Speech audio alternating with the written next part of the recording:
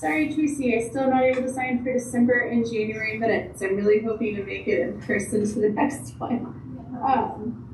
Looking over February 26th, I see no needed corrections. However, does anyone else see needed corrections from last month's meeting? Last month's minutes. Great. Thanks, Scott and Shiona. Hey, Cynthia. Yeah, just wanted to mention this real quick. If you have time in between meetings to just pop in during the day or whenever is convenient to sign the meeting minutes, even before the next meeting, it'll kind of get the city clerk feeling a little bit better if we get those signed. Yeah, I can definitely do that. Actually, you know what? Tracy, would it work if I did that tomorrow for you? Yeah, tomorrow morning would be fine. You want to stop it? Okay. Let me just see quickly on my calendar. I'm working from home tomorrow, and I could stop in between 10 and 12 if that works. Yeah, that's fine. Perfect. That'll help a lot. Okay. Thank you. Yeah, for sure. Definitely do that. Hey, do we have a motion to approve the minutes from February 26th? Motion. Perfect. And do we have a second? Second. Great, thanks. All in favor? Okay, those minutes pass as written. I will just make sure, since I'm on Zoom, are there any members of the public in the meeting today? No. Okay, then we'll move on to new business. Monthly icebreaker. Did anyone volunteer for this last time? I thought it was you, Cynthia. Oh, thanks, Katie. Okay. Sorry. No. But no, if you aren't prepared, just whoever can think of one. No, I got one. I just couldn't remember. I think that's correct. Perfect. That's like, Alright, so if you had to describe yourself today as you're feeling right now in terms of a potato, how would you feel? So I will go first. Right now, I feel like a mashed potato. I feel very like, partially because I really wish that sixth grade and BTSD spring breaks aligned. Right. Oh, Yes. Oh. Yes, they don't. They don't. Even their 3-day weekends for in service days, one does Mondays, one does Fridays. Yes, they're completely out of sync. It's and who? SVP and who? And Boulder Valley. Valley. Oh. And so the colleges feel like CU and Boulder Valley have the same one. So I feel like a mashed potato today. Anyone else want to share? I'll go next. I feel like a scalloped potato because I've been traveling a lot, so I feel like I'm just like one slice, just talking to people here, and then I'll be on another call. Everybody's too clever for me. I just feel like I'm kind of all over, like different pieces of meal are all over the place. So scalloped potato. This is a. You guys are This way is really too a good clever. question This to is learn. way too clever. Oh my gosh. Catherine, you want? Oh, you are okay. Yeah. Here, I'll turn on for a second here. Sorry. It's okay. I told the group that I got behind on making my family dinner, so I'm making quesadillas. I'm multitasking. So I feel like a fried potato because my spring break is not till the end of the week. Yes, and so it's like the last death march to the break. So a little crispy, but we'll make it.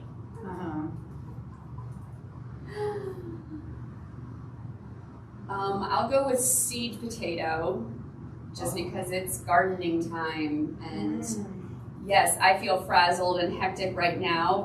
I work from home, and my 9-year-old thinks she should be at home this week, and it's hard to manage everything. And then this is the time of year to start my biggest hobby, and that just doesn't seem like a good time of year for that.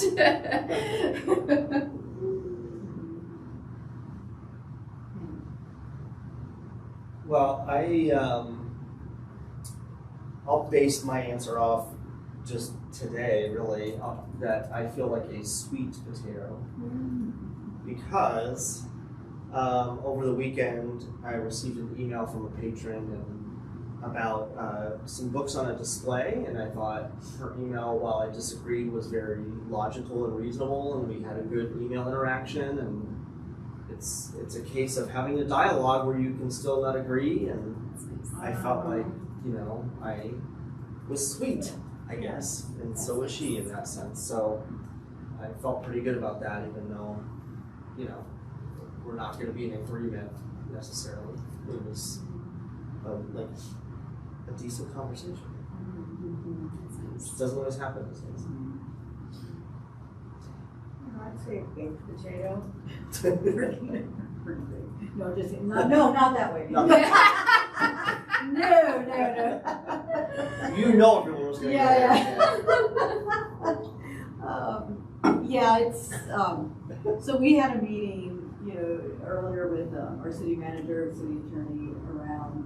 I guess there's a group that for a ceasefire, and they're going from municipality to municipality. Yeah. Last week we had NLC, and I was talking to some folks from Boulder and Fort Collins. Apparently, protesters have glued their hands to the wall. So I don't know, maybe a fried potato. Just that. That's tough. I got just bake them in the oven here. Wow. Waiting for, I don't know, I guess it's just part of the business in this day and age. It used to not be that way. Yeah. Yeah. That's intense. Mm-hmm. So we're preparing for tomorrow. Boy. Mm-hmm. Tracy. Thinking about it, I'm thinking parboiled because I feel Just like halfway done. soft. Yeah, like I don't know, there's some really good things going on in my personal life, but just also having that dealing with other things and just kind of some issues. So That's a good one. Well, that was Great. fun, Cynthia. Mm-hmm. The last minute you took my question, I didn't come prepared. I just wish that God had been making potatoes for dinner. Yeah, that seemed very prepared. Yeah. That's Yeah. really clever. Anyone want to volunteer for next month?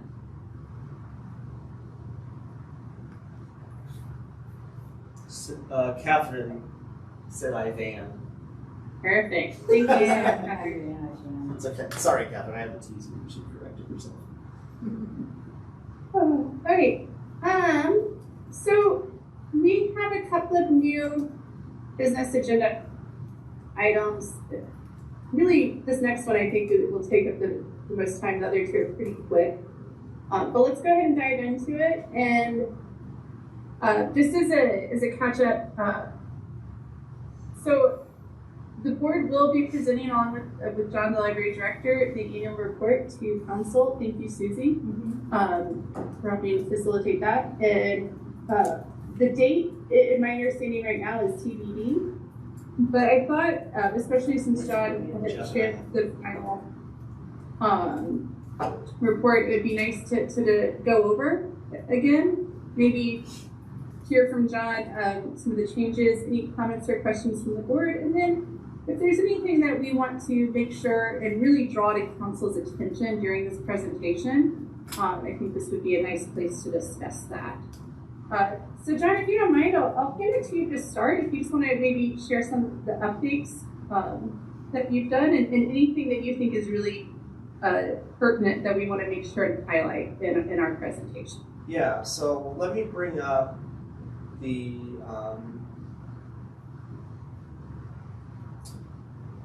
current, those of you online can see my screen. Okay, thank you. So, since the last time, you all, this is, hang on a second.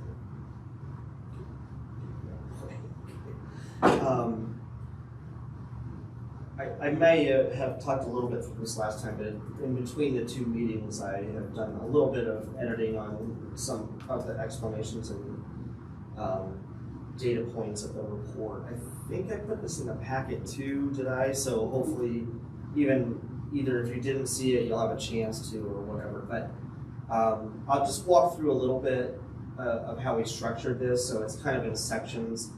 Community engagement and library use is really referring to patron interactions that we have. So the numbers you see here, it gives you a little explanation of what that means.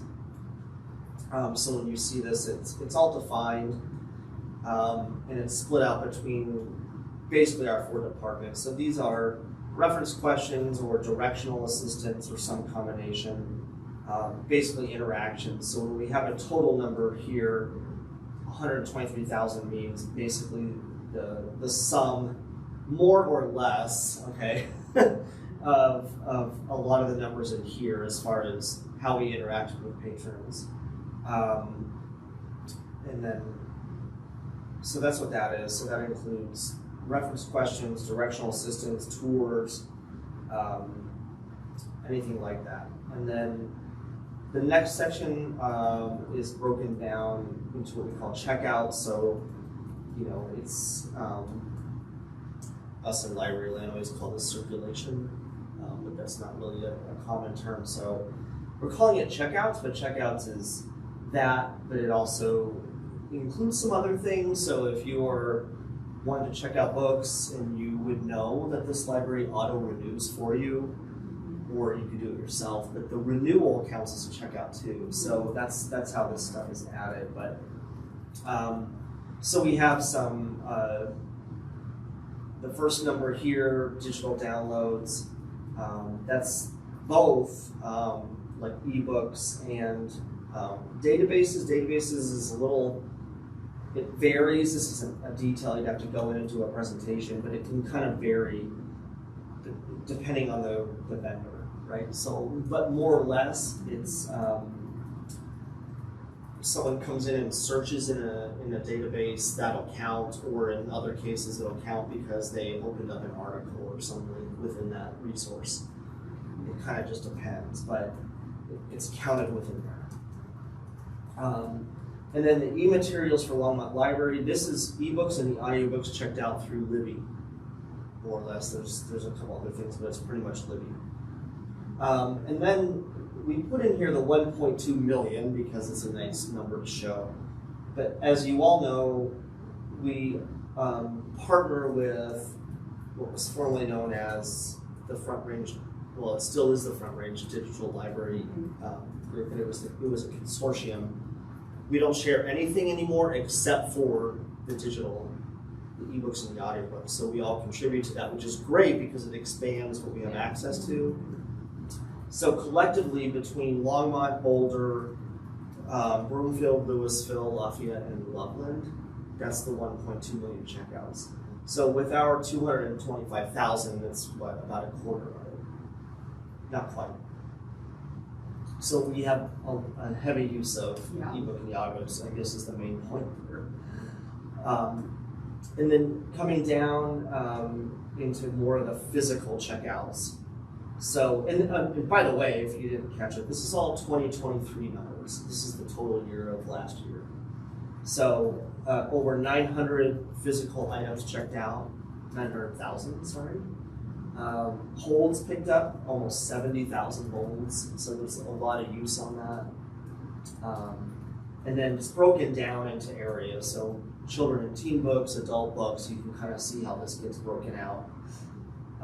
The discovery passes, I think, is worth pointing out as far as people taking advantage of those museum visits and things like that that are free. 100% friend supported. Same with library of things. We're all familiar with that a little bit, but that's the tools, the yard names, the devices, radon meter, whatever, car auto detect meter, everything. So this isn't the full list of everything we check out, but it's the highlights basically. And then we issued over 5,000 new library, new member, basically, think about it as membership, yeah. Wow. And then my marketing person took out the 5 top digital downloads, which I thought was interesting because this is Libby, is what you're seeing here. So you basically have 3 magazines, a book, and then another magazine. So it's kind of interesting to me how that worked out with digital downloads. In Longmont, people still like magazines and still read them. Yeah.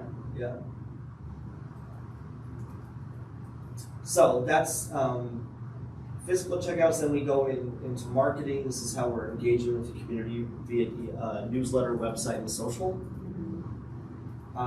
So e-newsletters, and my marketing person broke this down really well as far as how many emails we're sending and what the categories are.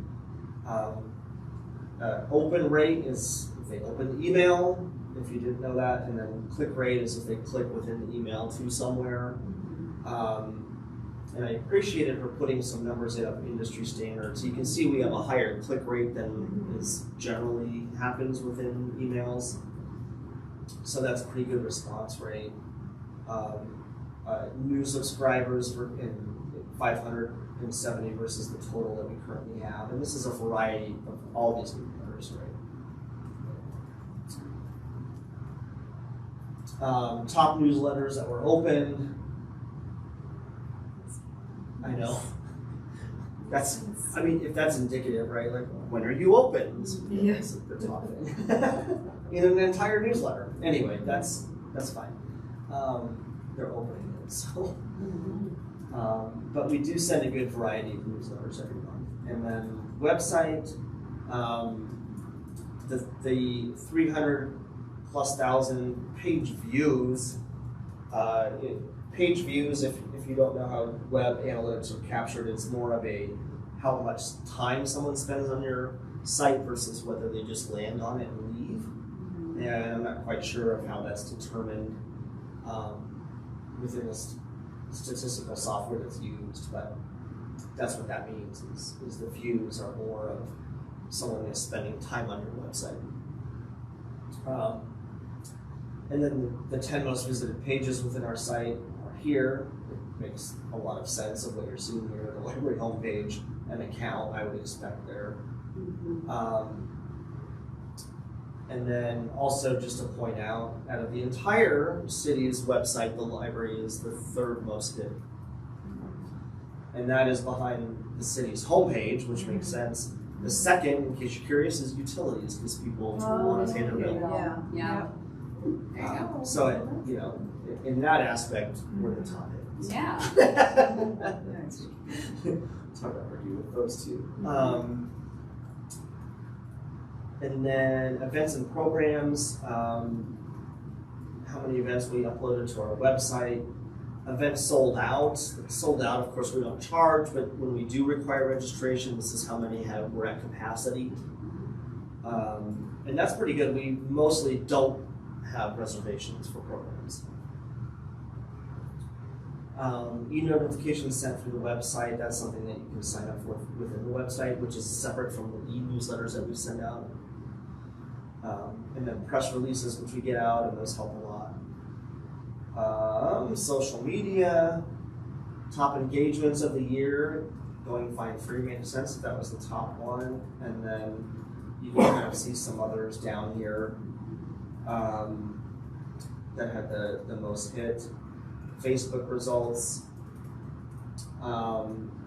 which you see some down arrows, but you'll see down below. I mean, there's still good engagement, and then you see Instagram, which is more engagement. So, but you would also expect to see some down because 2022 was still active pandemic. Yeah. So there was still a lot of in and out of school, a lot of people like not going out and expanding their event calendar. Right. You'd have to go back to 2019 to really compare. Yeah, and that's the thing, the whole, you have the pre and post COVID, Yeah. right? There's that and the fact that the people keep leaving Facebook for other platforms. That's true too. Yeah. Which you see at the bottom, my marketing person acknowledged, and that a goal of this year will be engage more on Instagram.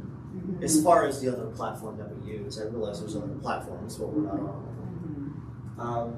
So that's in essence the report. Cynthia and everybody. Of course, if you've read through it or based off what I've shown, if you have questions, I'm happy to entertain these. Thanks so much, Sean. My question I had right away was when I look at community engagement, it looks like there are 207 events.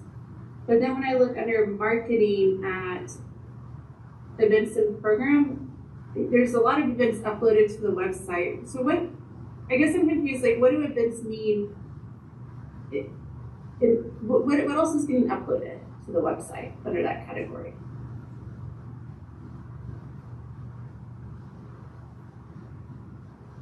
Okay, hang on. So when you said community engagement, are you referring to this 207 outreach events? Yes. Yeah. So I guess really the question is how are y'all, and this is not a huge question, this is more my curiosity, but how are y'all defining events in outreach versus marketing? Let me go back down to marketing.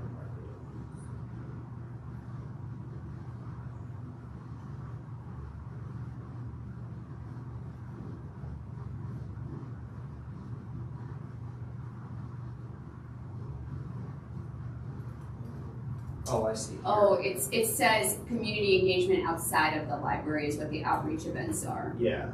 So. Gotcha. Yeah. Okay. So the 207 is only outreach as a department, not full library. Right. Yeah. So this is the collective. This 1055 is the 207 plus everything else. Right. That seems like an important number to highlight in our report. Just the scope, like the number. And I'm sure the scope as well of events. Yeah, and if you think of this 1055, like, I mean, up 1055 events uploaded to the website is every program. We upload everything to the website. Mm-hmm. So we basically provided over 1,000 programs in a year.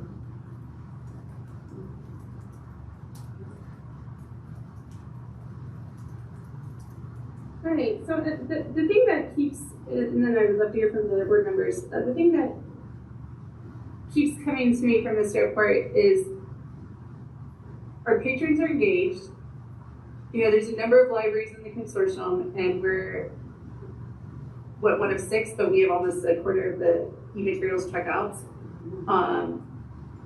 You know, 3rd website under utilities and city website. It's just once again, we are an essential service, the library is an essential service in my mind. So that really, this report brings that to me very strongly. Other board members, what do y'all think? Any questions, comments about this report? I guess also kind of smaller things, just curious. This looks really great. It's helpful to have all these numbers put together to kind of get an idea of all the work that goes on.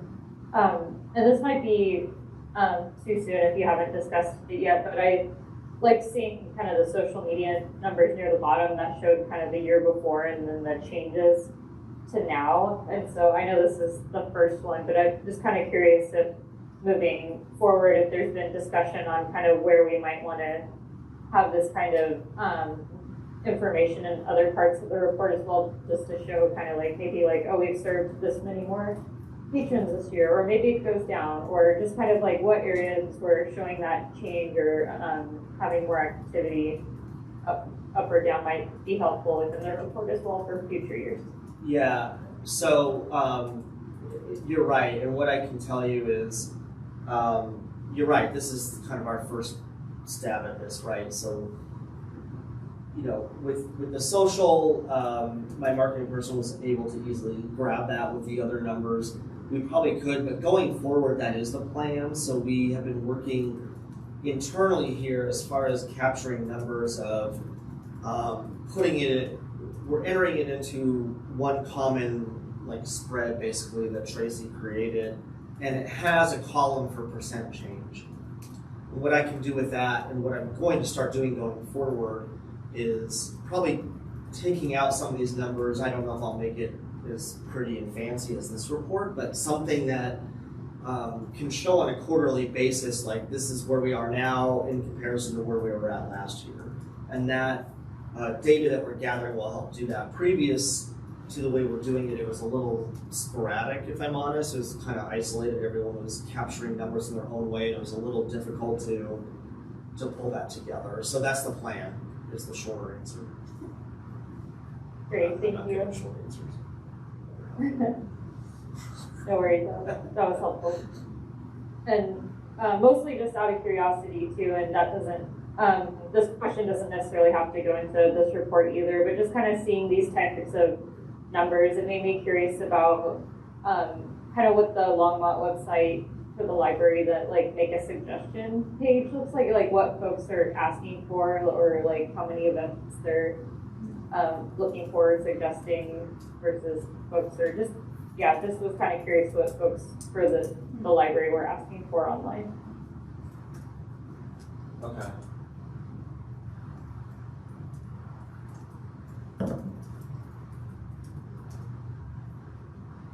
Thanks, those are really great comments. Heather, it looked like you were muting yourself.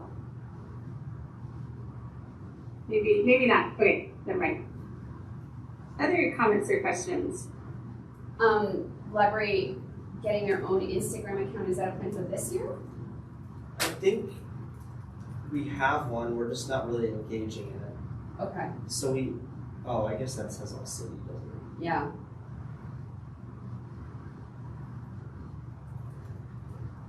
Oh, I see. So we don't have one.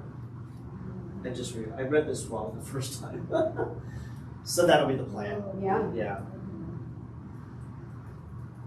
But I don't know where we are. I will point out though that there's 8,000 followers on all city Instagram and 10,000 followers on just the Longmont for Facebook. So Yeah. hopefully it won't take you long to build up those numbers.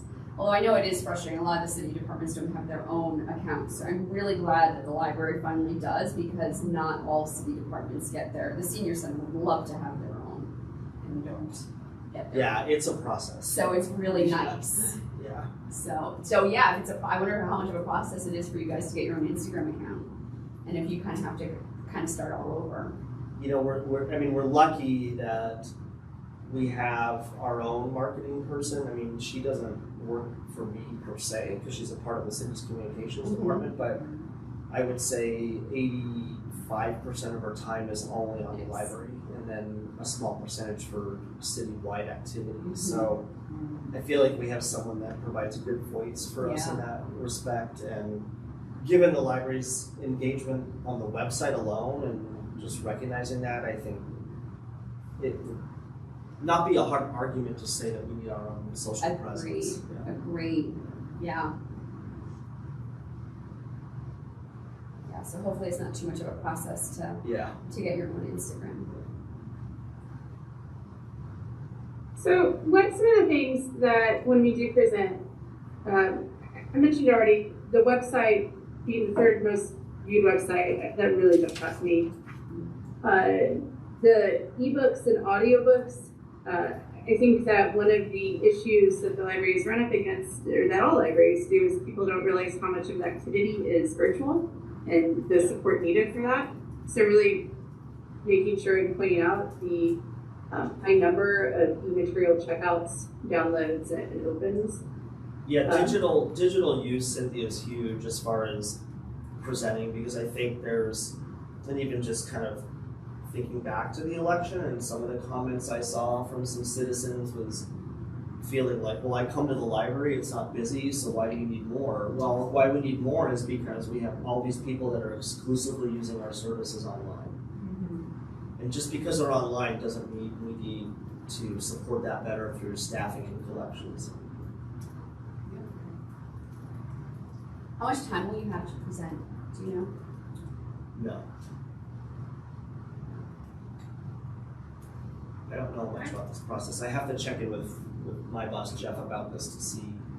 Well, Susie may know. I mean, with presentations, I feel like it's a little more wiggle room. It's not like Yeah. public comment where like you No, have 3 no, minutes. you have like, 3 minutes, yeah. no, there's no time. Can I follow up on this point? Yeah, please do. Oh, I was just gonna say, I mean, I almost wonder if that deserves its own slide. I don't know that you can do anything, or at least like a big discussion, but I think that's a really valid point, and engaging with that potential counter-argument could be really important in terms of trying to continue to turn the tide on funding for the library. Like, yes, it is about physical space and the actual footprint of the library and having a branch library, and those are all things we want. And there's also this totally nebulous side of library science that none of us probably understand. That is the virtual lending side of it and what that takes, not just like paying for whatever services provide that, but there's that aspect of I never thought about that. I never considered what that would be. So if possible and you have the time, I guess I would encourage, if not a whole slide on it, at least whatever discussion we do. So I think it's worth mentioning that however this will go, because we're all a little unsure of the process and format of this. The notes I'm writing down really try to emphasize digital use, large number of patrons for exclusively using these services online. And I think maybe emphasizing, John, let me know if I'm out of line with what the library's doing, but it seems to me that the library really strives to provide equal service to all patrons, those who use the materials, spaces, and resources in person, as well as those who are only digital. And that that does mean staff needed to support that. Yes. But really stressing that equal, that all are viewed as patrons of the library equally, whether or not they can make it in person or not. Right. Correct. Yeah. I also think the 900,000, I mean, that's almost an item per person of the city's population. It's pretty, it's not, it's 9/10 of it. So it's pretty impressive that the print items that are circulating are at that high level as well, I think. And I think speaks to the strength of Longmont's collections.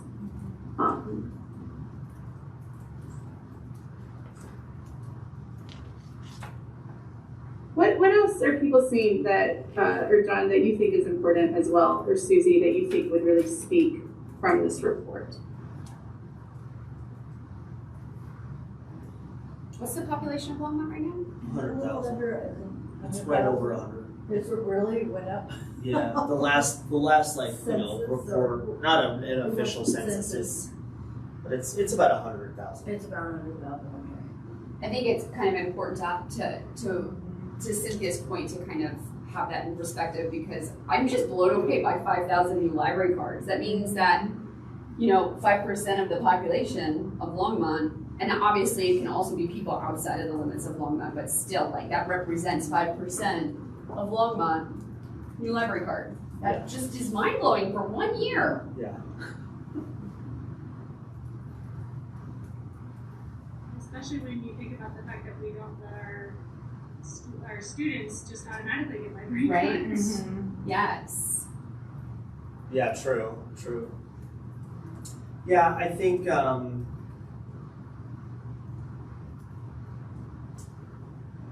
I don't know.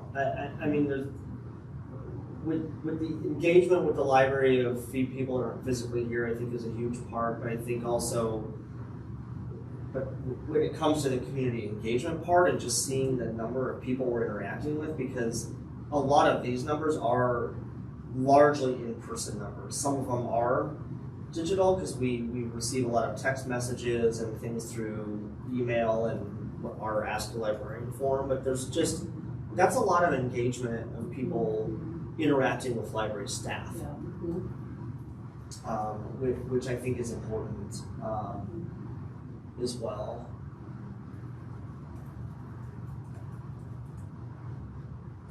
And even I don't know how you can get this data or if this is something readily available through other cities, annual reports, but just comparing some of the numbers, as far as patron served or events and programs, to be able to compare with other municipalities our size. I mean, now, if it's something that you're gonna have to be digging for, don't bother. No, I mean, there's through the state library, you can look at anyone's library numbers. Okay.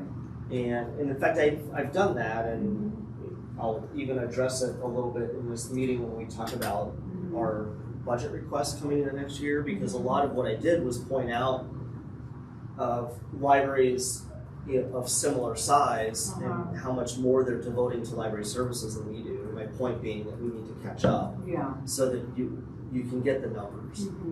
Cool. Boulder Public also does, I was not able to find it in just a very quick minute, but I was looking the other day, they do list theirs pretty easily found on their website, so that would be an easy one as well. And Boulder is one of, it's a little more realistic just because their population, it's more than Longmont, but it's closer, but then you get into some of the other neighboring towns, their populations are half of Longmont. Yeah. Although some of that can be telling. Like when I'm looking at what we're spending on collections and things like that, within our own consortium, like Loveland, who's smaller, but the amount of dollars we're spending on collections and programs is the same or more than Longmont. Wow. That's good too. Good data point. I don't want to go too far outside the numbers. I think that's always tempting to read too much into reports like these. But thinking about as John just pointed out, the high number of staff interactions. I mean, 70,000 reference/information. It's amazing. I think that has to speak to the the friendly nature of the library staff. So I think that's something to add as well. Because I don't think you get that if people are not comfortable with the approachable nature of the library staff. Because I don't think you get that if people are not comfortable approaching the desk.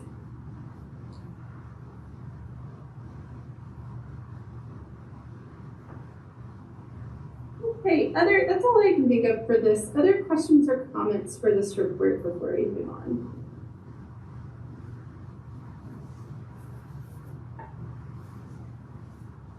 Okay, and John, if you just will let us know once you hear from your boss kind of what the time frame looks like for presenting for this, that would be great. Yeah, I think it would be in April, as far as I could guess, but I'm just not sure which day in April. So I will follow up, and then, once we have a date, whoever is planning to kind of present, we can certainly talk through this in more detail and come to a plan. Okay. Great. And as chair, I will be happy to, if it works with my schedule, and it should, I'll prioritize this. But if not, I'll reach out with Catherine as vice chair to the rest of the board members and see what the interest is. Yeah. Okay, moving on to our next library agenda. I'll get right back to my right screen. We had, John and I talked about putting this on there if we wanted to consider moving the meeting a little earlier. However, I then remembered that we have to set the meeting times and dates at our annual meeting. So that agenda item really is a non-starter, but maybe something to consider for the next annual meeting, which we'll get to in the next bullet point. If people would want, a 6:30 meeting time. I know we all have such busy schedules, does 7 still make sense? Is that worth reconsidering? Okay, that brings us to library board membership under new business. Hopefully y'all saw the email from Tracy, and both mine and Rihanna's term are ending in June 30th, 2024. I will not be eligible for reappointment to this board. I think I'll be termed out. Rihanna, you will be, it is my understanding as well. So I think that's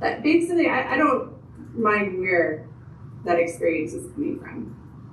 I think that if somebody does have experience with another library, it could add perhaps like the richness of conversation in these meetings.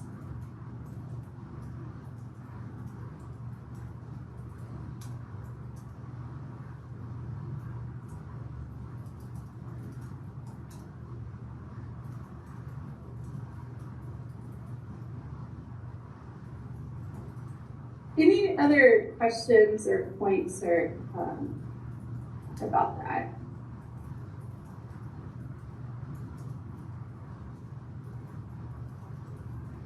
Okay, well, let's go ahead and just keep those questions, if all right with everyone, and then we'll wait and get those names and figure out some dates. I believe we can do that over email since it is like calendared logistical business, is my understanding. There will be nothing shared about content or discussion. And I also would love to encourage all of us to share this vacancy with people you think might be an appropriate fit or have a strong interest. I try to follow city, listservs and so on, and I did not hear about this from anywhere else, which makes me think I should sign up for more listservs. And I'm sure there's a number of people that have not heard about this either.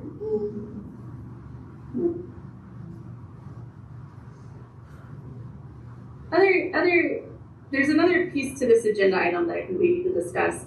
But anyone else have comments on the either sharing the word or the process for interviewing new board members? Okay, so here's the other piece. The annual meeting is where we set the day and time, is the second meeting of the board after a new appointee. So I will be stepping down before that, if that makes sense. So that means there needs to be a special election for the chair before the new members come on. And so I just wanted to throw that out. No need to rush to volunteer right now. But in my understanding, and I'll double check this, is that will be the meeting after, like the first meeting after I'm not on the board anymore. There needs to be an election. Yeah. Yeah. And then the annual meeting would be, depending on when the new person's appointed, it's the second, it's not their very first meeting, it's their second meeting. And that is where other elections can be held. EBD. Yeah. But the other elections of officers, I guess technically you could like elect a chair for a month. I don't think that would be worth it, but the election of the other officers, such as the vice chair, the Friends of the Library liaison, would happen at that annual meeting, the second meeting after the new member joins. Cynthia, when Mark's term ended though, and he was the chair, I feel like the election of you being the next chair happened before he was done. Yeah, it did, but it did. Mm-hmm. I mean, that doesn't mean we did it right. No. I just was pointing out that it was all settled before he was off and we had new members. We can check into this. Yeah, let's check into that because that makes way more sense. I mean, somebody has to run the election for one thing. So I think my understanding is off, basically, from hearing that, because it makes much more sense to elect somebody, to have at least one meeting to hand off. I think Tracy and I can look into that, and then Great. And then maybe in the next meeting in April we can talk about that, and then even in May there could be an election if I'm right. if we're right. That would be great. Yeah. And then I would be there for the June, that's what Mark did. I would be there for the June one, but somebody else would be leaving. Okay. Thanks, John. Other concerns or other interpretations than mine? Okay, great. I am happy to answer any questions about what the chair's responsibilities would be. One thing that Mark and I did after I was elected, we did meet, and he just kind of shared his approaches and procedures and stuff on. And I found that really helpful, so I would of course be happy to do so with whoever takes this position. And I'm sharing that so you don't feel like you would just be thrown in with no guidance. Great, well let's move on unless there are other thoughts on this agenda item. I just have a quick question. Yeah. Aren't we already down a person? Like, we need 2 people? See, are you saying? No, we're not, are we? It's a 5-person. Is it 5 or, I thought I want to think we had 1 spot vacant, but That's what I thought could, too. okay. I feel like we may be getting I don't 2. know if it's accurate, but on the website, You one meeting website, there's vacancies. Cynthia's we only have 4 members. And we have 5 right now. I think the question with Katie as well, I think the question is whether it's supposed to be a 5 or 6-person board. Right, because Yeah. if we're losing both Brianna and Cynthia at the same time, then we would have 2 vacancies coming up. Well, Rihanna's, though, She's not term limited. No, okay, good. Rihanna can stay, it's just a matter of or however that works. You know. Cynthia can't. Yeah, she's coming up on her limit. Yeah. Okay. Really? Okay. I didn't. But Does Rihanna have to reapply if she wants to do a second term? Catherine can answer that. Sorry, Catherine. We can laugh about it now. There was a little communication error with Catherine. Sounds like it. And by little, I mean it was bigger than little. Anyway, yeah, so she has to reapply. Okay. But, I mean, we can look in that too. I thought it was a 5-person board. I don't know, when I looked onto the, one meeting where they have board vacancies and things, there's just a general application. I don't know if that's meaning that there's a vacancy and then they need to have it filled, or if it's just so that if there needs to be an extra person. Because the last time there were board and commission, the process for doing this, the library wasn't in there because we had our full lit roster. That was my understanding too. So I feel like it's 5, but. At one point we had at one point it's our, that older lady whose name I can't remember, I think it might have been Kathy. yeah, and no, and Katie Katie. as well. But I think Tinkerville guy replaced Katie. Oh, That's right. Scott. Why am I speaking? Scott, yes, Converse. yes, he did. Scott is probably watching. Yeah, I remember him fondly. Just so you know. yes, Scott did replace Katie. So I guess Tracy, is this something that you could out and clarify for us? How many people? Yeah. Is a full board? Yeah, absolutely. Okay. I don't know why the downtown Longmont website has it, but I don't know why it would be wrong, but because they have the library board meetings on the downtown Longmont calendar, and in the details it says the library board consists of 5 members appointed to serve 3-year terms.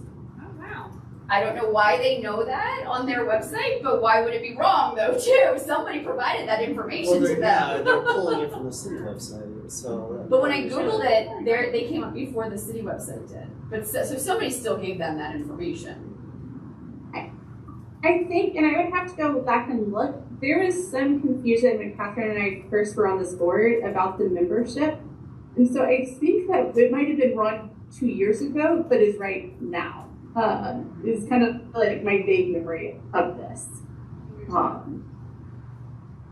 So yeah, Tracy, if you could check that, that'd be great. all likelihood, I am definitely Mr. Bowling. No, there was confusion over the membership a couple years ago for sure. Definitely remember that. Oh, there it is. Okay, it finally popped. I found it on the City of Longmont code. It is 5 members. It's 2.60.020. All right, thanks. That seems pretty conclusive. Okay, other comments before we move on to old business? Great. Well, next up is just a budget update, and we have that on there because I think it's going to be something I really want to communicate our sorry, my dogs are barking. Our support or the budget to council. So John, I'll just pass it to you to go over it right now. Okay. By the way, I mean, I can't hear your dogs, but I can tell that you can. Okay, so what I thought I would do is kind of walk you through, because, you know, basically the way this all went down last year, you know, I put in, and we talked about it here at least for one meeting, of the budget requests I was going to do. And because of last year with the decision of, none of my budget requests that I put to the city were approved because it went to the election. Mm-hmm. So my intent this year is to pretty much put all the same budget requests back in, with some modifications, you know, either to the numbers themselves, and there's a couple of items I will put back in there, and I can kind of talk through that. So I can share again and kind of walk through. This is basically the presentation I did last year with the city. So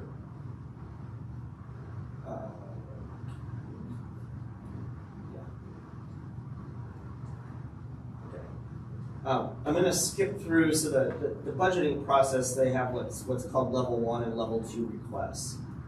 Level 1 are things that you can't control, right? So think of like utility rates going up. Like, you have to have the budget to cover it, so you put it in there, but it's something that more or less has to be approved. And I have a few of those because of increasing costs, right? So we always get a percentage increase, usually to like database subscriptions and things like that. So that's how that's calculated.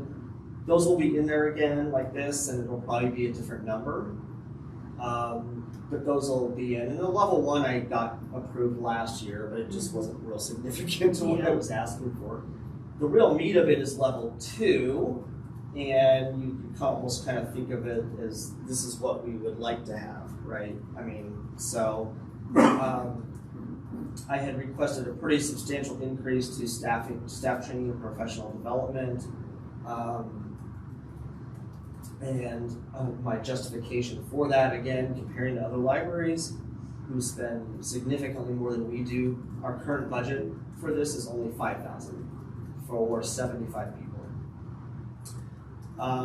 And so that's what that is. I don't think I put this in the packet, but I could next time, I think, because that way people, or I can put in some version of this, but let me just get through this. So mileage, that's because of outreach. We didn't really have a mileage allowance, and we need to. So it's not real sexy, but it's there. And actually, this one got approved this year. Same with telephone, because we have more people with work cell phones. So uniform, I put in more. We have a very nominal amount now, but I'd like us to be presentable if we're out doing events or things and have coordinated uniforms and such, but we don't have a budget for it, so I have to basically pull it from somewhere else within our budget. You think about other departments outward facing within our own division of recreation who you will never not see them in a polo shirt or a hat or something that shows where they're from, and the library doesn't have that. And then we get into collections. So this was my last year request to increase our adult book collections by, this doesn't mean a $36,000 budget, this means adding 36 to the existing amount of 100 and some thousand, I think. So the justification here, again, this bottom paragraph gets into comparing us to other communities that spend substantially more than we do on collections. And this will be reflected throughout. So that's adult collections, children, same thing, right? A different amount, but the same logic. And this is a lot more because we currently spend a lot less. Ebooks in e-audio, that's adding to the current budget of, which I think is like 95,000. So spending about 20,000 more would put us more in the ballpark of what someone of a community this size would spend on e-content. And then same logic for children and teen, e-audio and ebooks, programs and events. So this gets into a budget that is non-existent currently in this library that almost any other public library has. We've talked about this before. We are right now 100% funded by the Friends of the Library, or we don't do programs and events in this library. So this gets into adult, what would it take? So, and again, the numbers may change, but basically last year I was asking for 10,000. That would be a combination of supplies and then the ability to bring in presenters of some sort, contract people, an author maybe. And like a big author event, that's where the Friends would come in, right? So something larger that our standard budget wouldn't have. But this should absolutely be a part of our operating budget. It's as essential as collections. And so same for children and teen, same logic, almost the same explanation. And again, I get into what other libraries spend on programming and events. And then we get into some personnel.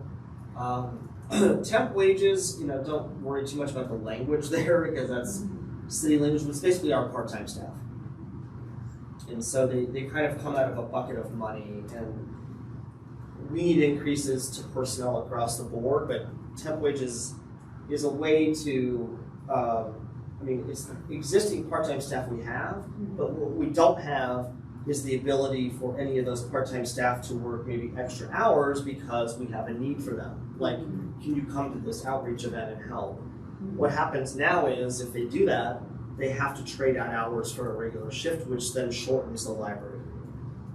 So the increase is both a need and a way for us to be able to well, I don't want to use the word pad, but it's like a contingency.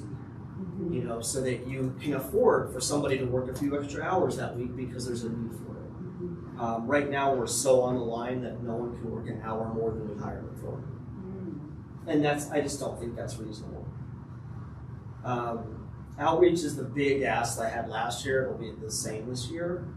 So we have outreach department of 1, as you all know. So the additional staff would be an amount of money that could hire either the part-time and or some combination of part-time and a 3/4 or full-time.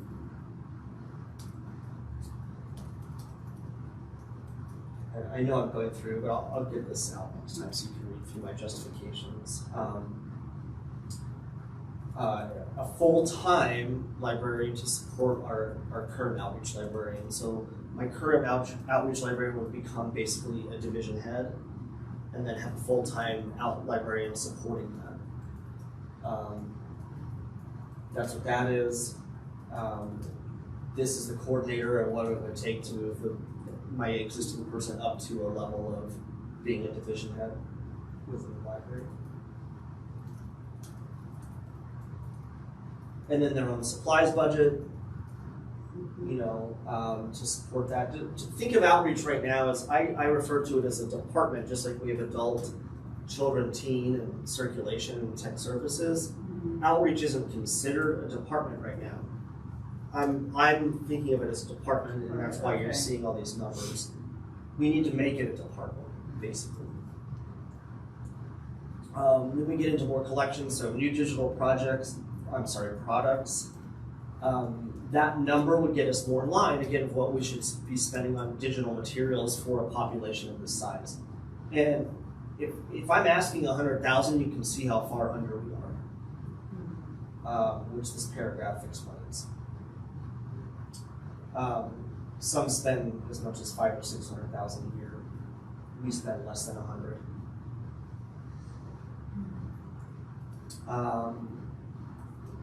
Dues and subscriptions. It's kind of a combination of things, but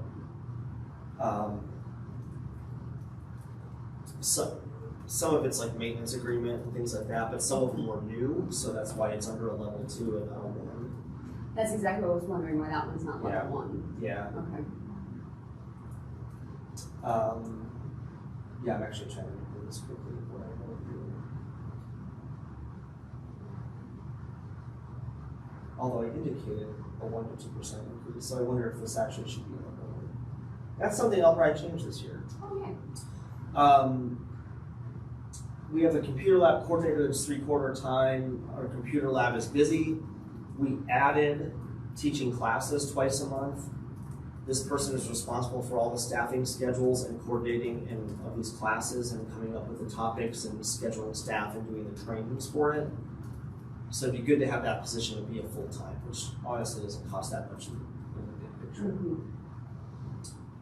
More temp wages. Our circulation department, same reason of it as everybody else. There's just no way for anyone to pick up an hour or two because someone is sick. Instead, we're just short-staffed. The storefront library I put in last year, and I doubt I'll put it in this year. This was sort of to go in there along with having a branch library and to kind of show what having a different type of library would look like. I still want to talk through that with my boss and some others of whether I put that in, but the amount it would take to staff a storefront library of being 1.3 million,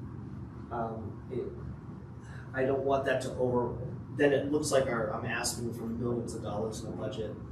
It's not realistic to do this year. I need to get some of this core stuff done. Sure. So I may not put that in this year. Sure. I wanted to hire a consultant to do strategic planning. I may or may not put that in this year. We have some resources here that can help with that. The van I would still like to do, so our outreach department has a vehicle instead of doing mileage allowance and having them do wear and tear on their own car. This was never to come out of the budget. I was going to use our Mosher fund to support that. And so that would still be my intention. So there's actually no budget impact on this other than it coming from a fund that we could spend from, which does take library board approval of. So I haven't brought that back here yet, and that's it. That's the quick run through of the budget request. Very quick.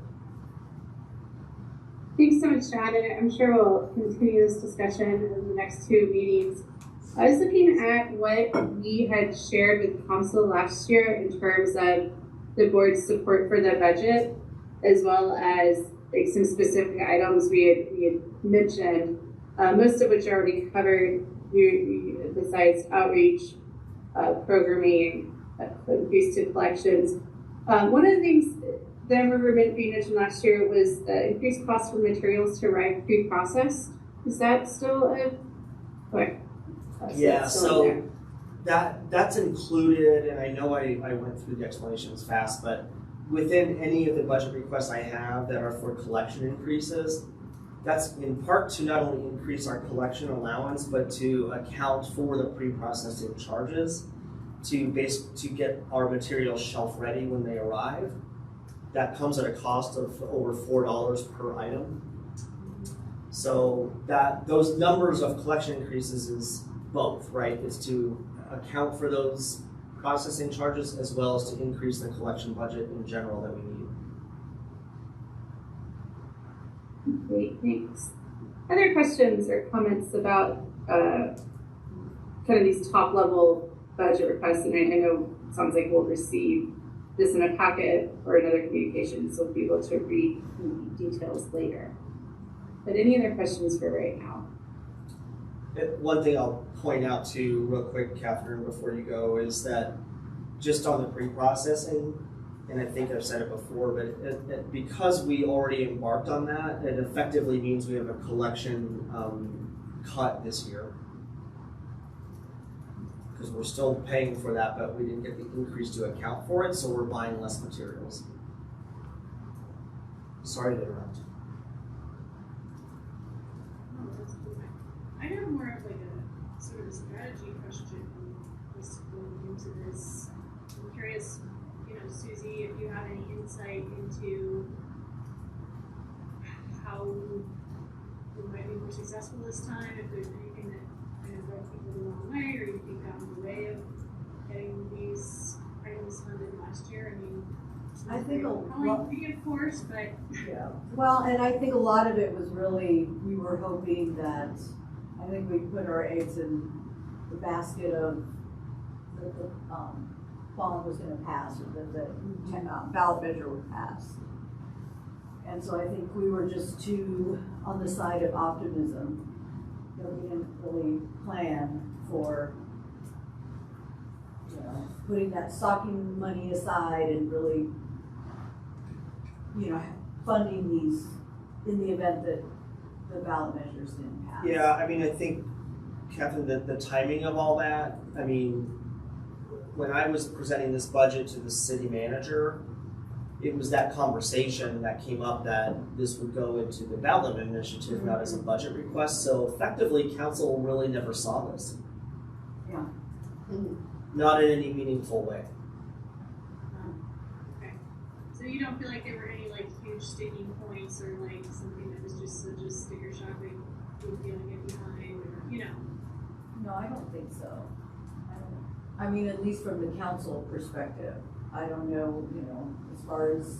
Well, my perspective is it's all very reasonable. It is very reasonable. I know. Well, I couldn't agree more, but I'm trying to figure out what could possibly cause people to not support this. Yeah. I'm trying to be strategic instead of angry. Yeah. Or maybe like use my anger in a strategic way, because I'm going to be angry. I mean, I think with the opportunity this year, Catherine, that this will be, there's no election that involves the library this year. This will be a budget request that comes through the city manager and then onto council. So, I mean, I think having these conversations and having the board an opportunity to either come to council, write to council, or what, in between now and budget time, and kind of, get in their radar and in their ear about the importance of this, that timing is now. Well, and I'm going to jump into a couple of the things that I heard, and this was prior to being on the board with our last director, Nancy, is that, is I would hear from a couple of council people who said, well, we didn't know that the library was under budget. Nobody came to us, and I'm like, well, okay. But, if I have issues with that, but, so like you had suggested, come. I think with the, presenting the annual report is a good venue and an opportunity to insert, what the needs are, and, to keep a robust and system that, that is equitable, that is sustainable. And, we look at it as, in our goals and objectives, we have places and amenities. This is an amenity. So there are several components of that the library hits as far as what our priorities are. So I think finding a way to combine those, to connect the dots for council, as well as, keep reiterating, this is a need, and this is, this is what we're asking for. If we want to, to have a robust system, this is what, this is what needs to be allocated for the library. I hope that answered your question. Do you have to, when you meet with city manager office, are they like partners in trying to help you come up with a budget to present to council, or are they kind of the final, does council kind of rubber stamp what comes out of the city management office, or you know, is city manager's office trying to help you prepare for city council? So, I mean, that's actually a good question for me because in my somewhat short time here, I haven't experienced a due process. Yeah. Because, but the way I understand it is, you know, I work with my boss and then the assistant city manager that oversees external services, which is recreation and culture, on a budget request. And then I have an opportunity to present that to the city manager, the finance, chief financial officer, all those people and everybody else. And I believe that then the city manager and others will look through that and then they will present a budget packet to council. Right, so by the time this gets to council, it may be some of this or all of it, ideally, or like last year, they didn't present anything for the library. Yeah. So council, that's kind of the way the process works. So that actually leads me to another question, and Kevin, thanks for asking that, Katie. So we will be presenting the annual report, and Susie, based on what you just said, it sounds like it would be appropriate to share about the needs at that time, or at least mention the needs. We have communicated by email this board's support of budget items in the past. Are other boards communicating in terms of budget needs with council by different manner?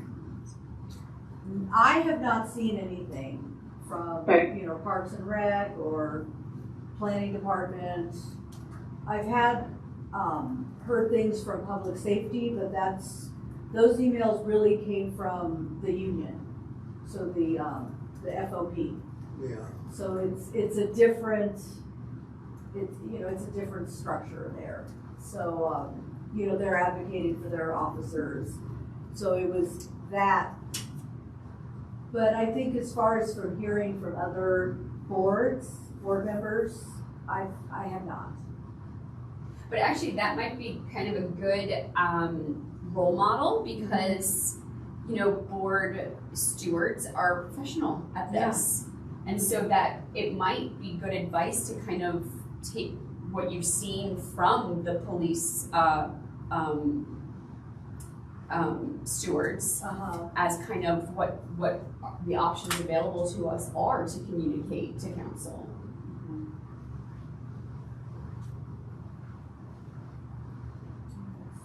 So right now, we'll be communicating with council in that report. We'll be emailing council. It sounds like not yet, but maybe after next meeting we can discuss that. We sent out a communication in June last year. I'm not sure if that timing should have been earlier. I mean, last year it didn't matter, but I'm not sure in an ideal world if that timing should be earlier and in May rather than June. Are we missing anything in terms of strategically communicating this need?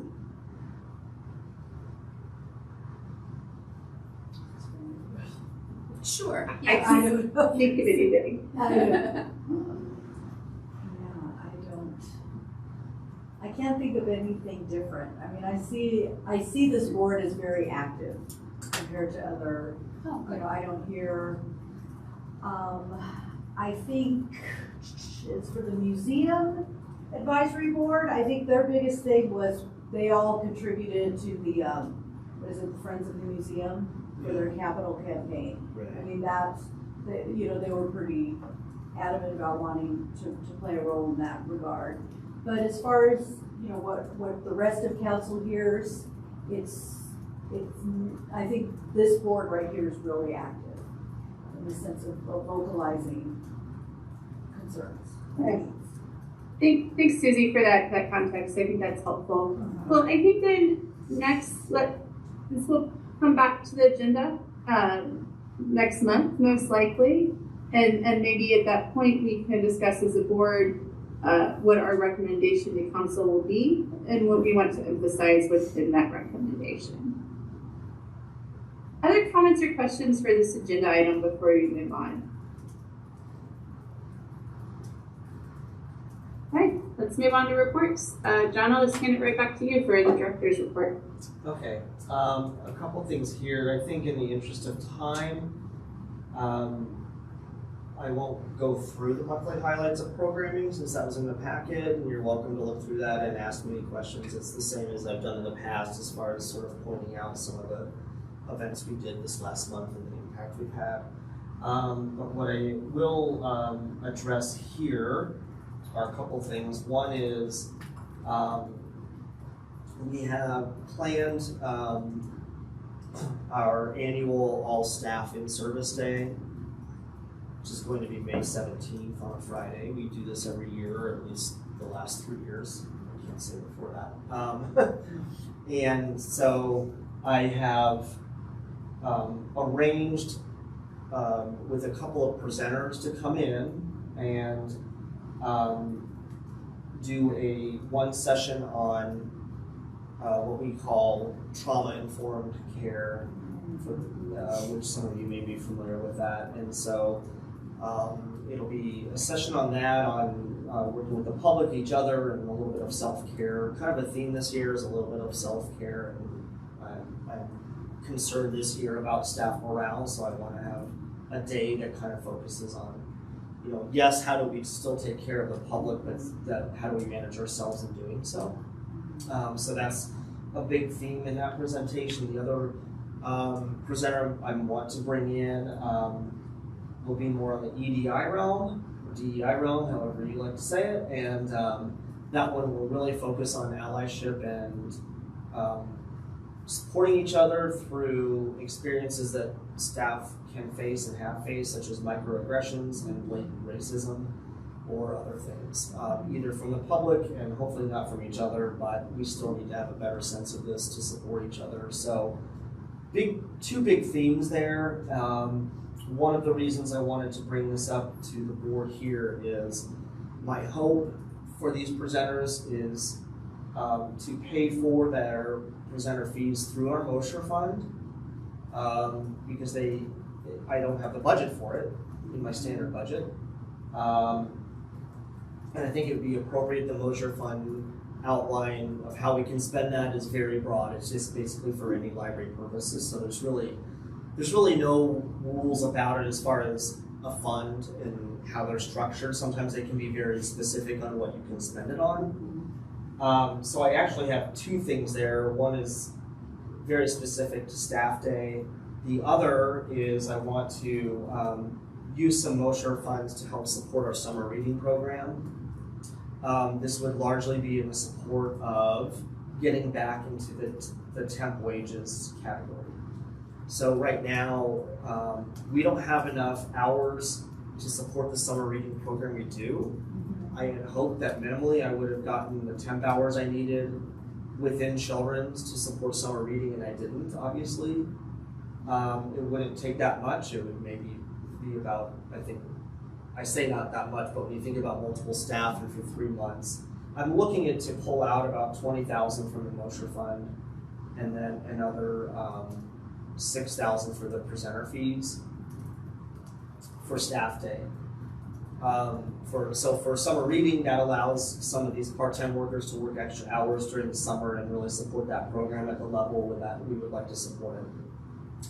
And then the presenter fees are what they are, which I explained.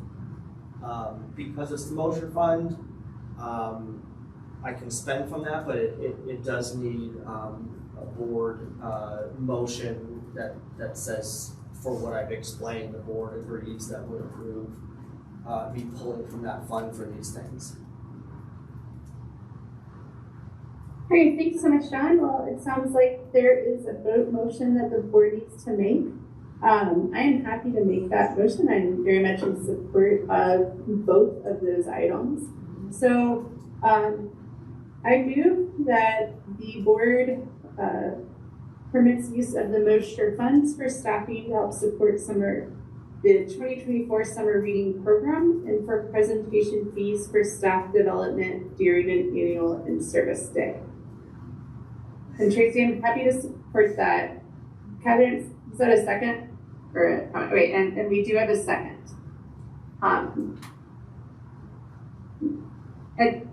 this point, we could also discuss as well, in my understanding through rules of order. So I'll, the motion is been made and seconded, and I'll open the floor for any discussion.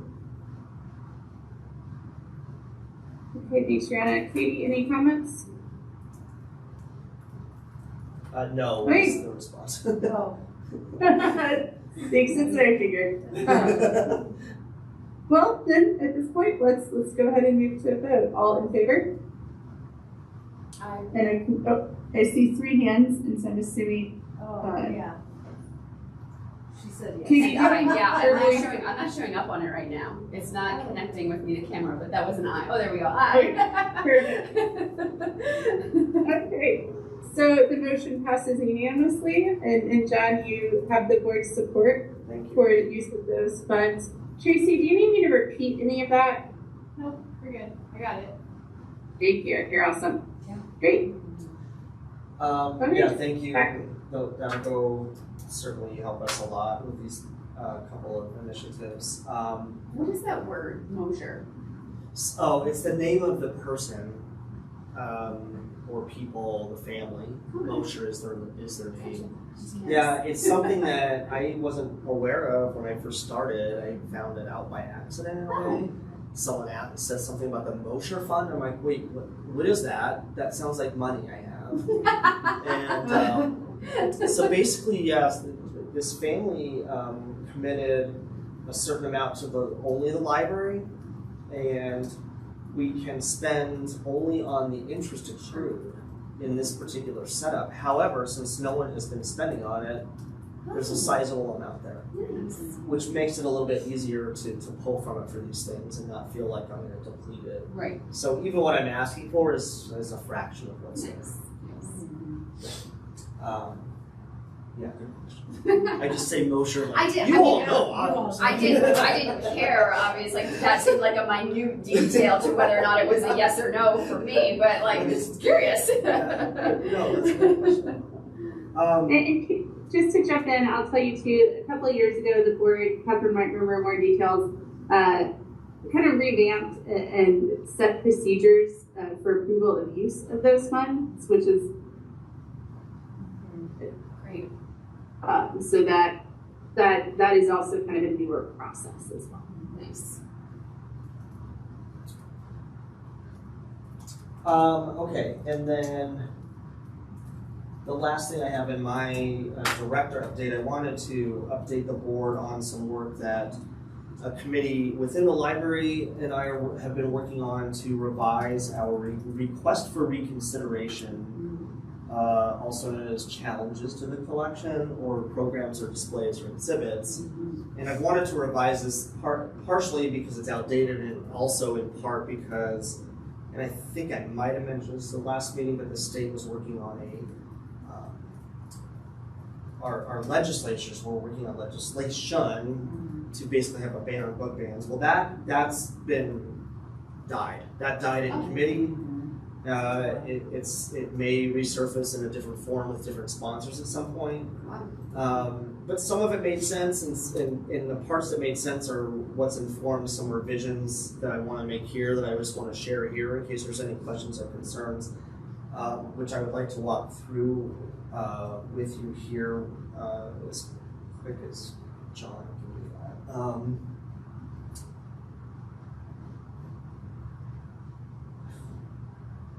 Where is it?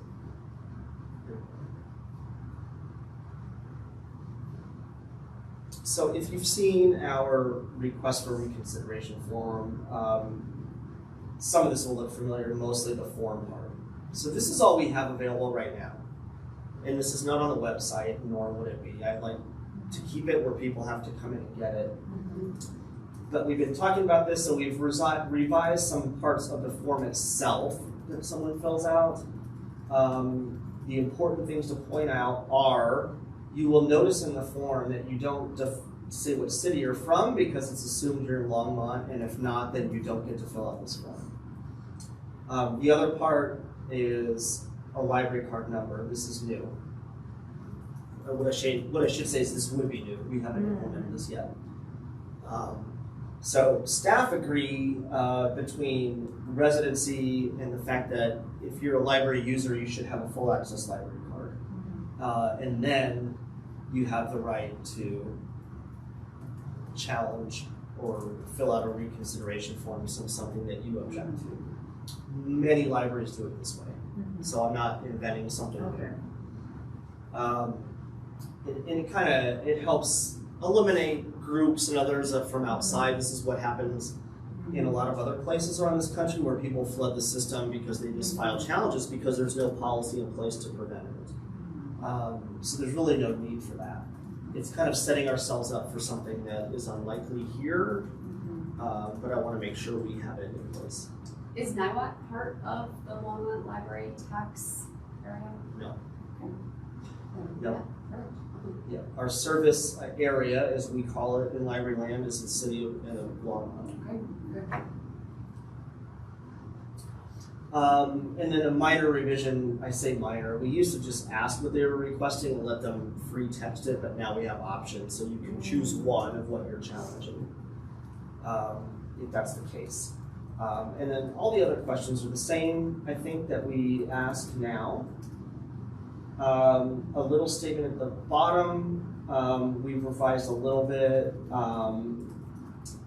that it will be reviewed by myself and as needed professional staff, and this used to say that it will go to a committee. Yeah. And sometimes that will be warranted and sometimes it won't. So I didn't want to have it there that we formally have a committee and that someone wants to see minutes from such a committee, because I don't always need a committee. Sometimes it's very clear to me what the response is. So I usually confer with staff, but that might be more informal, particularly if someone is the selector for that area of the library that something is being asked to reconsider. That's one change there. Otherwise, I think the rest is the same. So if they're challenging a program or a display or a collection, the program isn't canceled, the display stays up, and our item stays on the shelf until this is resolved. That's always been the case, by the way. I share these with the Library Advisory Board. I think when I was new here, I didn't do that. I shared with you after the fact, but I'll make sure I do that going forward before I respond officially to a patron that may do this. And then my decision is final, and you will hear within a month. So that's the form. And then all of this up here is new, and so we never had any explanation of request for reconsideration. We have a collection development policy, which kind of outlines a little bit of this and how we go about it, our philosophy. We have a display and program policy, which explains that, so people know how we come up with displays or programs and how to comment on that. So I've added, we as a committee here in the library had a lot of information here as far as how does this come about. So what do we do here? This is kind of a summary of our collection development policy and display. It explains some things as far as things that are obviously critical to us, right? First Amendment, freedom to read,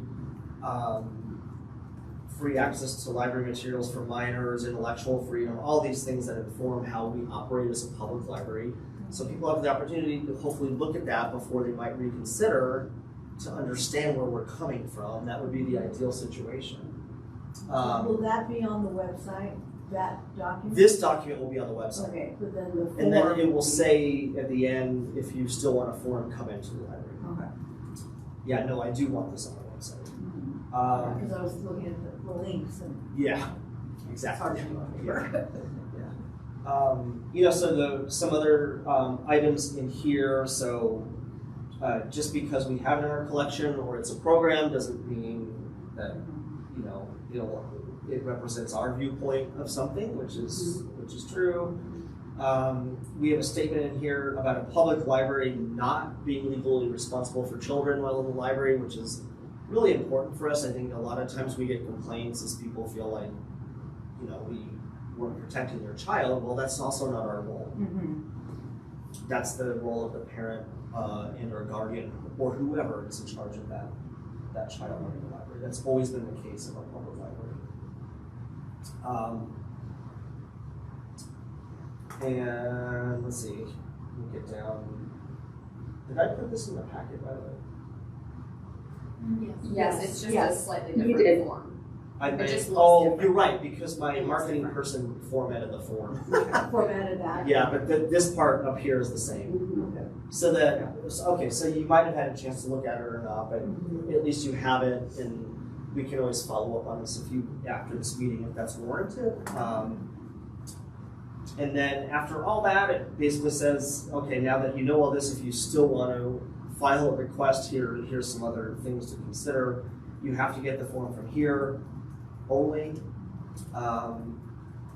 It won't be removed or canceled just because it's under review. And then the statement, which would be new, that you have to have a full access card and be the way we phrased it is living within the Longmont Public Library tax-paying service. So that would not include another neighboring. And then some of these are new and some of these I think are good, and a lot of libraries do, and also this was a little bit informed by some of the legislation that might have gone through in part, right? So you can only have one request for consideration active at any given time, so we can't get people one person putting in for multiple things at a time. And an individual or group can only put in 2 per year. After that, you have to wait. Once it's upon resolution, either the item, the display, exhibit, or program cannot be challenged again for 3 years. So we've instituted the statute of limitations in some way. How did I come up with 3 years? Because that's what a lot of other libraries do. So in case you were going to ask that question. You have to fill it out completely, so if it's anonymous or incomplete, we just basically won't review the form. And you have to do a separate one for each either material display. That's why we listed out these separately, so that you can't check them all and put in one request. So that's me talking through that, but outside of this advisory board having any comments or concerns about it, my next step would be probably, I have to look this over. It's not necessarily an official policy, so I don't know if I need to send this to city attorney's office for review or not. It kind of gets into some legal language, so I might just do that to make sure I'm checking all my, I would recommend it. Say that again, Catherine. I guess you can talk offline too, but I don't have any idea how this works. Like, can you just, do you have the authority to make these policies? Because I could definitely see people saying, well, who says you have the authority to do this? And it would be good to have like an actual city backup of that. Some of these feel, and I support them 1,000%, but I could see someone feeling like this is pretty restrictive. Yeah, we talked a lot about that as the committee. Basically, the committee I'm referring to is all these selectors in the library, so professional librarian staff and myself that have responsibility for the collection. And we actually had some good discussion about that. It's like, well, just because you don't have a library card, but if you live in the city, you're still a tax-paying resident, and therefore you're contributing to the library on some level. So should we restrict that? At the end, the consensus was basically it made more sense to do that. Well, I agree with everything you have here. Okay. 100%. I just want to make sure that if somebody challenges your authority to set these rules, you 100% have the city attorney's office behind you. That's a very good point, and I think that will be my next step, is to send this on to the city attorney. That way it is reviewed and basically stamped in that way. Yeah. Yeah, I agree. We know, like, from the city's relationship to you and your role, like, this is within the parameters of your job description. Because I only ask this because I'm researching all this stuff in this paper right now, and there's all these crazy city councils and other places that are like basically replacing the library director with some kind of a puppet director who will like do their bidding, you know. So I just want to make sure like nobody who is that kind of minded person might try to undermine our authority. Yeah, I appreciate that, and I think in some of the places where that kind of activity happens, in large part, it's with different governing bodies, so they have a board of trustees or a decision-making board, and so that's where it can get bloody, and then they're making the decision over the director or over library staff. In the case here, with an advisory board, it's obviously, it's not set up that way, so, but it's a good point. I mean, okay, so outside of that, who sets it? Well, I am as the director, but you're right, with city legal review and approval, I want to make sure it makes sense. I think you should have that authority. You're the trained people who know how to do this. But Yeah, I humbly agree. Yeah, I could follow up with like the overnight meeting. Yeah, I would appreciate that. You know, if you want, since you have it, I appreciate any feedback. I haven't moved anything forward except for getting this draft completed for this meeting.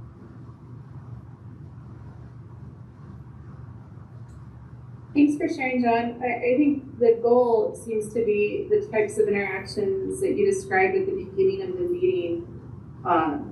You know, a dialogue of respect. Yeah. Even if ultimately the sides, you know, there's still disagreement. And in my mind, this hits that, where people still have the right to request reconsideration. But I think it makes a lot of sense that as the taxpayers supporting the library, that those requests should come from that body of people. So I don't have any comments except of support.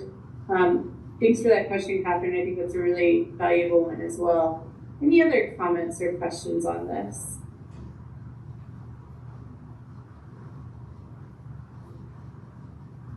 And of course, the flip side is people can also request materials for consideration as well to add to the collection.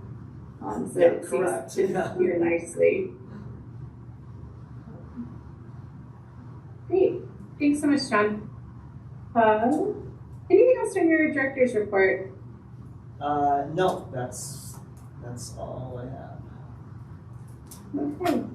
Well, with Jamie out, we'll skip the Friends of the Library liaison. Catch up with that next month. And we'll move to our city council member liaison. Whoa, sorry, it's late. I've been losing it. Something else today. We'll move to Susie's report, what I meant to say. I know I had to go back. So council was canceled last Tuesday because we were at the National League of Cities in Washington. Oh. And it was great. It was phenomenal. I felt like the theme, you know, the overarching theme in all of the sessions that I attended was around apprenticeship and building workforce. So what kind, you know, so one of the sessions I went to really talked about, you know, collaborating with your school district or with private industry on building those internships and, you know, the workforce for the 21st century. You know, as we're moving towards EVs, you know, renewable energy, there's new types of technology and skills that need to be learned, because the new types of jobs that will be coming out in the near future. Additionally, and it was interesting because this is something I hear from residents around, you know, we're losing a lot of trade, plumbers, electricians, you know, different people that work with their hands, and welding, I think auto mechanic. And so it seems like, and this is not just in our district or in our area, but really nationwide, there's this big push to get all the kids into four-year universities and going down this path where we're kind of leaving behind a lot of those important mechanical and trade skills. So how can we build that back up? And there's and then in having conversations with the Department of Labor, there's a lot of opportunities for grants. And so, and even another one, I'm going to kind of change course here. So I attended a session on after school and summer learning. And this one was really cool in the sense that, so there's like, they have AmeriCorps, there's different agencies that special, that focus on programming and for youth.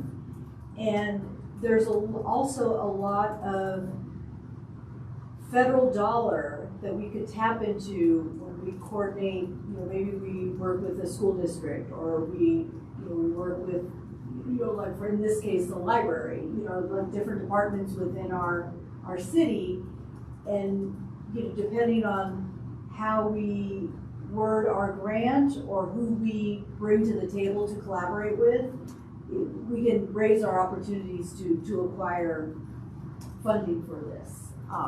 So yeah, I picked up all, their numbers and all, I wanted to do a little bit of homework on that to see what opportunities would be there. If a city we wanted to, and especially now with microtransit, I'm going to go off the other, we approved and received money for microtransit. So really it's just the smaller buses, like you see VIA. And you would operate, they're still working out the logistics of it, but it would operate kind of like an Uber, where they wouldn't go right to your house, but you'd go to a pickup area, call, and then within 15 minutes or so, they'll come pick you up. That's a great opportunity too, if we have this available for middle schoolers, maybe who don't have access, to get to some of our youth programs or programs at the library or museum, that we can actually have this type of transportation to get them from school to these places. So it's just kind of throwing ideas out. We got all, I know Councilmember Yarborough and Councilmember McCoy and I all went. We were just like throwing ideas off of each other. There's all these neat things that we could do if we pursue. Yeah, so that's, that was that piece. I'm trying to think when I was going back to the last council meeting.